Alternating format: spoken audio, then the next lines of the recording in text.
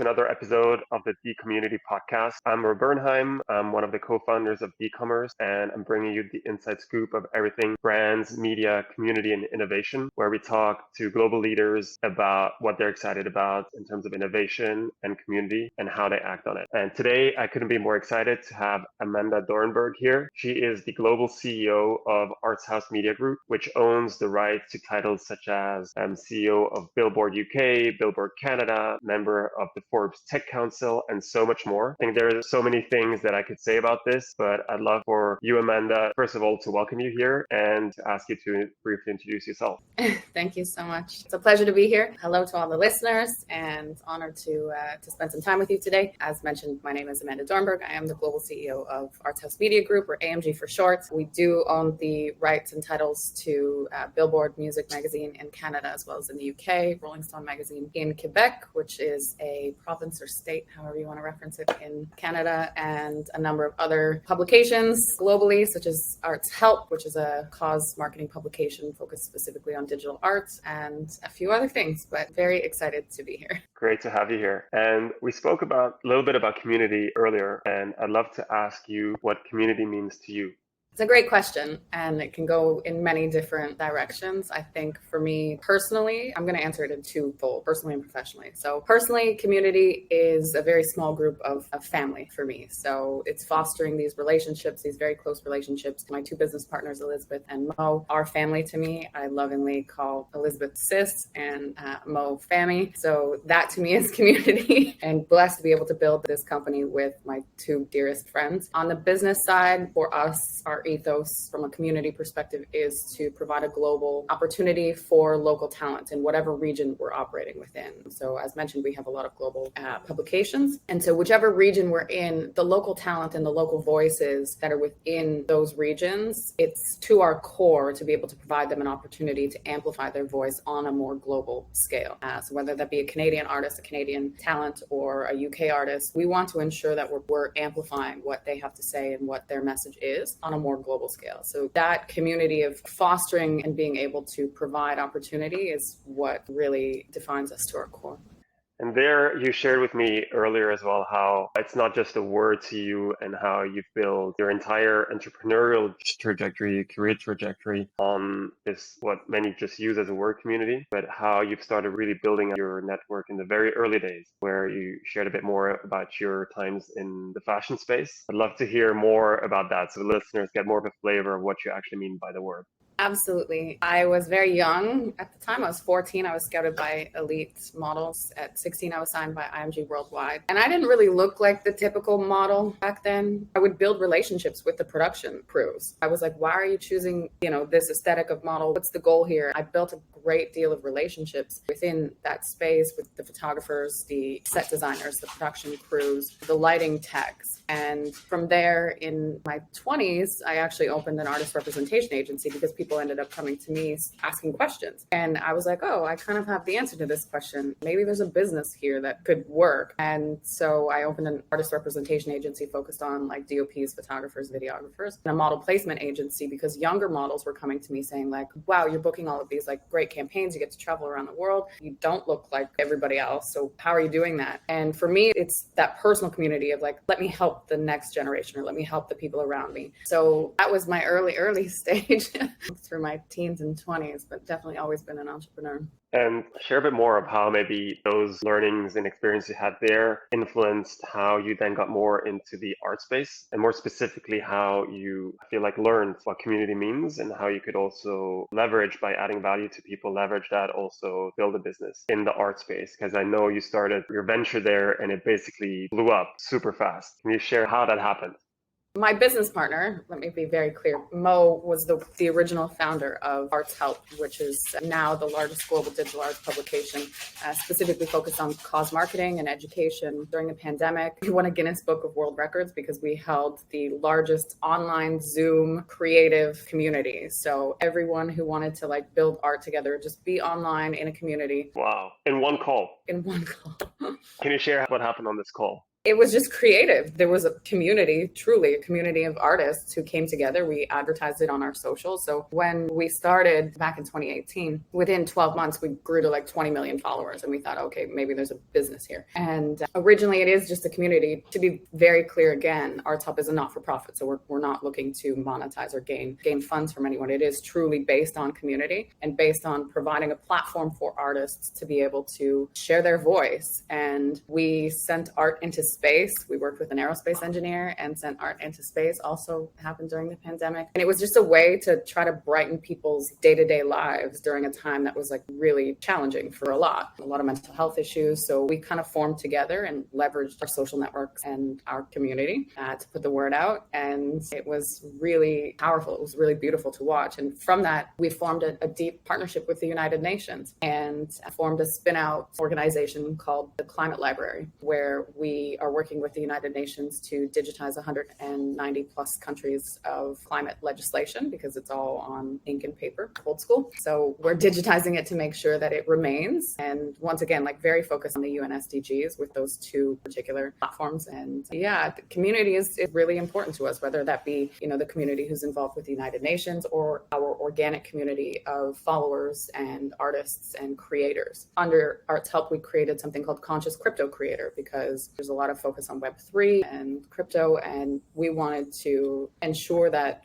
those creators who were working, whether it be in the NFT space when that was, firing hot, or looking to leverage Web3 in any capacity, understand the difference between the two consensus algorithms. I'm a nerd. So the environmental impact between proof of work and proof of stake. And so we created a platform and an educational course. And we would see people at Coachella, like proudly wearing their CCC, Conscious Crypto Creator badges, saying like they've been certified. And that was really cool. That's super cool. And all these are incredible numbers, first of all. And then it sounds like it was also a lot of fun along the way and so many different moments that all somehow came together. Share a little bit how this was from the inside out. Did that start off with just doing, let's say, random things here and there, or was it all very consciously planned out? Can you share how that dynamic shaped up? I would say it was conscious in the sense of we knew we wanted something for good, let's say, something cause related. And we're very much, I don't want to say like environmentalists, but we care about sustainability. We're all millennials and we care about the next generation of talent and artists and what this world is going to be. So for us, it was conscious in a way, but we never thought it was going to just like blow up the way it did. You know what I mean? That was very organic. And then when it did blow up, we were like, oh, okay, cool. We can actually expand on this and create something further. And that's actually how we got into the titles of Billboard and Rolling Stone, because there was some conversations with Penske Media Corp, which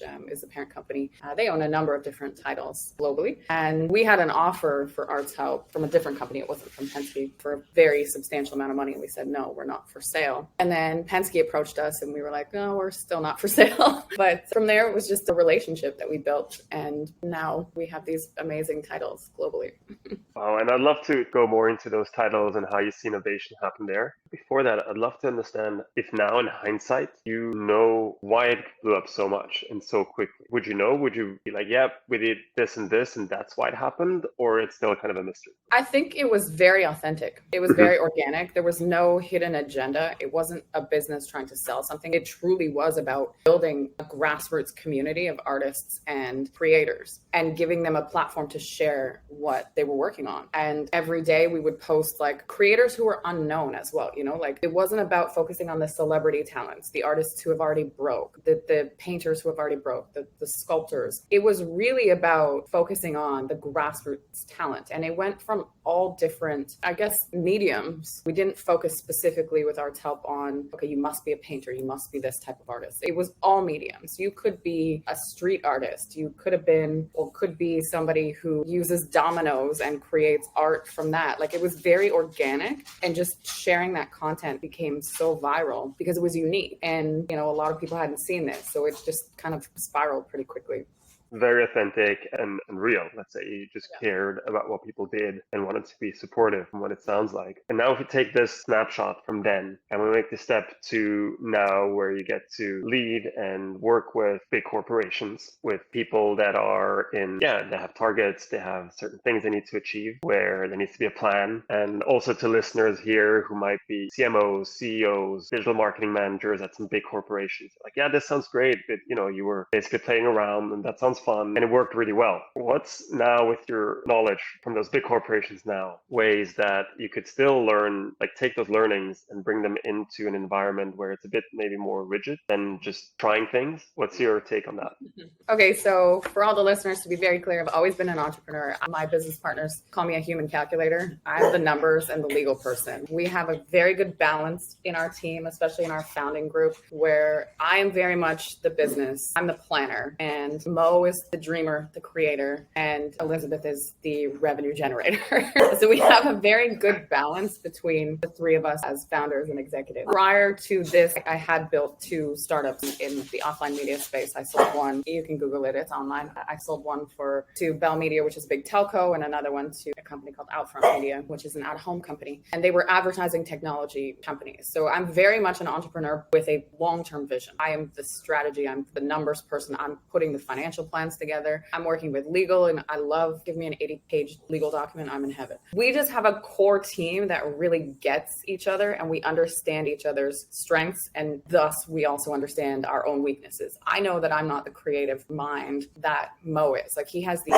beautiful visions. I know that I can't network and build these relationships like Elizabeth does on the sales and the advertising agency side of things. We really do just balance each other out, and transitioning that into the ownership of Billboard Canada and Billboard UK and Rolling Stone Quebec, it's helped us build core teams. Like, we know our verticals, we know our strengths. Elizabeth's got her sales and revenue teams. Mo's got the media, the publications. He's got a PR background and very creative in the sense of, like, he built TV shows. He's got the whole editorial team of the writers and creatives, and then they all kind of just roll up into me, but we're just level, like, we're partners, and we talk very transparently and openly as core executive team. And even with our teams, everybody knows what's going on. You know what I mean? Like, everybody knows what our goals are, what our projections are, where we're looking to hit, what we've succeeded at. We've got a number of different events that we put on in each different market, from like celebrating women in music, which is, I don't know when this is going to air, but in Canada, we have a women in music event on September 7th. So it's very close. And, we've got teams that bring in talent, and all of those teams know exactly what's going on. They know what the budgets are. They know what they need to hit. So there's a very clear level of transparency within everything we do, so that everyone feels like a community and a part of what's going on, what we're building, and they're excited to work and to build with us.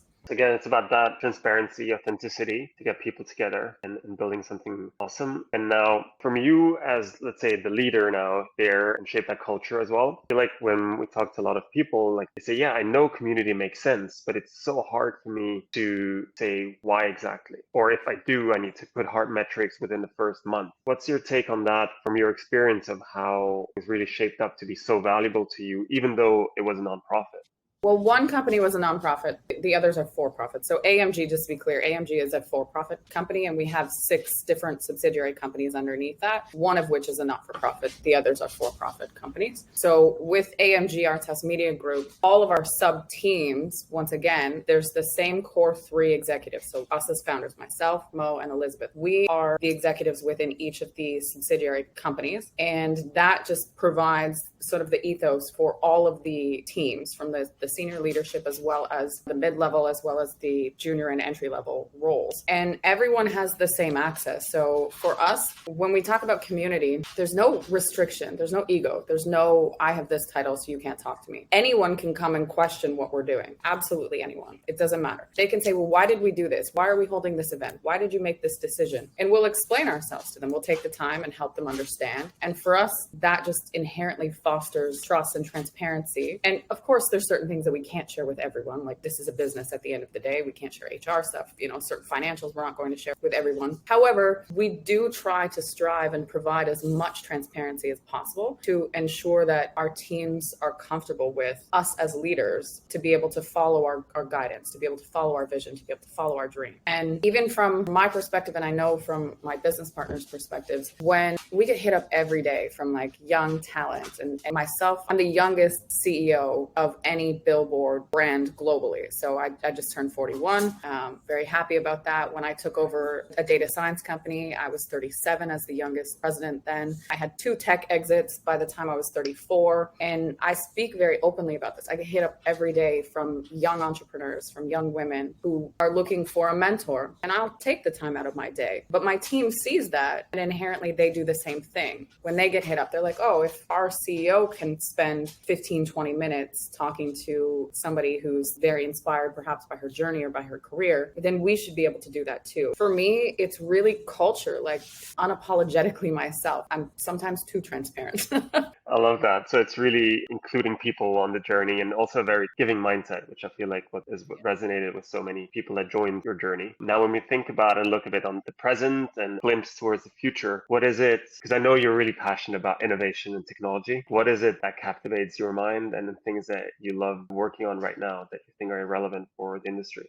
Very good question. For context to the listeners, I graduated high school when I was 16. I did a degree in computer programming and systems analysis, and then I went back to school when I was 18, did a degree in a bachelor's in marketing, media, and comms. So I like to blend the two together. The companies that I built and sold and exited prior to, I guess by the time I was 34, they were ad tech companies. So they were in the advertising technology space. And being now in media, it's very similar to media and advertising are sort of one-on-one the same thing. Our revenue is driven by advertising on the media side of things. So yes, we are a publication and our primary goal is to provide relevant content and ensure that music, art, and culture are being reported on ethically and fairly. But to generate revenue, it's done by advertising. And we look at innovative ways to include technology within a lot of our events. And so if any of you listeners or you, Roy, come to our events, you'll always see some sort of unique use of technology, augmented reality, some sort of AI. We always try to build experiences that are different to help us stand apart from other events. Like many countries have different awards and celebrations of talent, whether they be,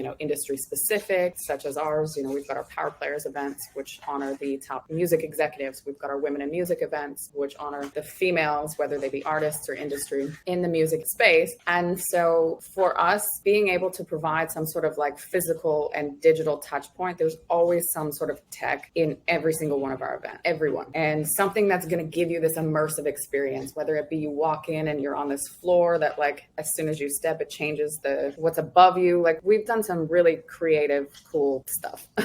And so that's something that we'll always strive to do. When it comes to traditional publishing and advertising within, we'll leverage different ways to work with our brands and our clients, leveraging a lot of big data, a lot of analytics, geospatial analytics to be able to work through any type of retargeting or sort of holistic advertising campaign. I alluded to the fact that I ran a data science company, so we definitely are very familiar with ingesting different data sets, geospatial data sets for consumer demographic, lifestyle, behavioral data sets to be able to ensure that our clients have the best possible outcome. And we run that across all of our platforms, whether that be our online, our social, our events. Like we'll do sort of this omni-channel approach, but tech is always rooted in everything we do. Even through our sales teams, like they know how to speak about ingesting certain data sets or retargeting or programmatic or this and that. Like they're very fluent in speaking that language. So in many ways, you're also a tech company, really. We call ourselves a media tech company. And I'd love to hear your take based on, you haven't been in fashion and media, what your take is if we take a step up into the bigger picture, the relationship between brands, creators, artists, and media houses, and then social media networks on the other side. I would say those are the big players in the field. How do you see that relationship changing over time going forward? That's a good question. I think with brands specifically, the content and the way they speak to consumers, whether it be through social or any other platform, is going to have to become more authentic. So I do keynotes all the time, and I can't remember the stat right off the top of my head, but Gen Zs are the least likely to trust digital advertising. However, they are the most active on social media. They just don't trust it. They trust traditional media more. So they're more likely to engage with a brand through a traditional media platform than if they're getting hit up on Insta or TikTok or Snap with various different ads. And so I think the way that brands look at and communicate with their audiences is going to have to be very strategic and very well thought out. And it is going to have to evolve. Everybody uses demographic targeting, especially brands. We all look at the various different ways we're going to speak to a boomer versus a millennial versus a Gen X or a Gen Z. That's just going to have to become really buttoned down and really tight. We're not going to be able to use rinse and repeat campaigns, if you will, because a lot of times some of the advertising agencies, they've got a plan that they used last year. It was pretty successful. It hit their KPIs and they're like, oh shit, I'm just going to use that one again. It's not going to fly. And from a spending perspective, the Gen Zs have, I think it's $390 billion of disposable income. So they're going to be the most prominent audience to be able to speak to, but they're the most difficult to communicate to and to get their buy-in. So really assessing from a psychological perspective, like what makes this group tick and what's going to be authentic, not to feel authentic, because they will sniff that out, to be authentic. How do I be authentic with this demographic, not just pretend I'm being authentic? So I think that's going to be huge. I also think technology, again, nerd, AI is a big buzzword these days, but like there's tons of AI fashion shows that are happening right now. And it's absolutely stunning. It's captivating. It's eye-catching. I think there's going to need to be a balance between that and the IRL experience. You know what I mean? So people still want that IRL experience. They want to be in a space. They want to be with the community. They want to like hang out with friends. They want to network. They want to build new connections, but they also want to see some cool stuff. And so I think there's going to need to be a balance between leveraging technology and bringing that IRL component together in the future. I don't know if that directly answered your question. Yeah. And how do you do that? So how do you balance that? And especially in those very big media group, big publications, how do you balance that? And also how do you keep authentic to such a vast audience? Yeah. To answer the first question, to balance the tech with the IRL side of things, it's definitely leveraged through our events. So as I mentioned previously, you know, all of our events will have a natural component where like you've got your time to network, but then there's a really cool experience, or there's like corners that have different types of experiences that brand ambassadors are sort of directing people to go through, or the stage setups if we've got performances from artists that are coming in, that type of thing balances the tech versus the IRL. And of course, that's all like there's the video content has to be next level. If you're doing this, you need to make sure, especially if you're doing something with like AI or augmented reality or whatever, VR, AR, VR, AI, we'll just use all the acronyms. You need to make sure the video is on point so that your social content that's going out following the event is captivating, is really engaging, and is making sure that you're garnering the eyeballs and thus more ROI to the brands who may have sponsored it. To answer the second question, that's based on your content. And I think from a Billboard perspective, we are very blessed that we have a deep fandom towards the brand Billboard itself. A little history lesson, Billboard was actually first published in 1894 as a trade publication. And it was a black and white, it covered local events, and it was literally 1894 trade publication. And then I think it was in 1930, Billboard started with the inaugural charts. And then it was followed by the Hot 100 in 1958. And then around 1960, Billboard as a brand moved to fully covering the music industry. And so we are very fortunate that we have a beautiful fandom that are attracted to Billboard. As an artist, there's really two things you want. You want to win a Grammy and you want to be on the Billboard charts. That's just inherently. So for us, it's about brand integrity. We're not struggling to get the brand, let's say, or get the fans to engage with the brand. We need to uphold brand integrity. In order to stay authentic, we have a very clear delineation between what we call church and state. So editorial and business. Editorial has to cover some highly controversial topics. We work as a brand, let's say as Billboard holistically. We have relationships. We have to work with labels. We have to work with organizations, other brands, advertising agencies, and we need to maintain those business relationships. On the editorial side, sometimes editorial has to cover some controversial topics related to those with whom we do business with. And so we have a very clear delineation of this is the editorial team. If there's a subject that needs to be written about, they'll write about it. And on the business side, we will manage the relationship, but we're not going to jeopardize the editorial integrity. And I think that that's where the authenticity comes in, because there's a trust factor with that. It's not like somebody can call up and be like, hey, I want you to write about XYZ. That doesn't happen. It doesn't matter what our business relationship is, what our personal relationship, it's never going to happen. And yes, people do that all the time. And I say, you need to go talk to editorial, give them your pitch. It's not coming to me. So I think that drives the authenticity. And I love the two words, actually, integrity as well. Yes. That's got to be there too. And here I'm seeing we're coming up on time already. And so my last question I wanted to ask you was, if you could pick between two things, which one would you pick and why? On one side, it would be an additional 100,000 followers on a social media platform that of your choosing, or an additional 1,000 super fans that you have a direct relationship with, like really own community, where you know who they are, what they do, and give you direct feedback on an ongoing basis. Which one? The latter, 1,000 super fans. Absolutely. Because that goes to the authenticity and integrity. It just, if I've got 100,000 random people who aren't engaging with our brand, our business, our content, they don't really care. They're just kind of like, oh, it's cool to follow Billboard. It's cool to follow Rolling Stone. It doesn't really mean anything. But 1,000 super fans who are constantly engaged, this is a long game. So for me, I'm all about the long game. Some people want the short game. They just want to see their numbers go up. I'm about the long game. Those 1,000 followers are going to get back tenfold because of how engaged they are. And again, nerd, once the algorithms see the engagement, you're going to inherently get more followers. So I want 1,000 engaged for sure. Awesome. Very clear. I love it. Well, thank you so much, Amanda, for all the insights. This was really interesting and I'd love to continue, but we're up on time. I wanted to also ask where listeners could either find you or your businesses to get in touch.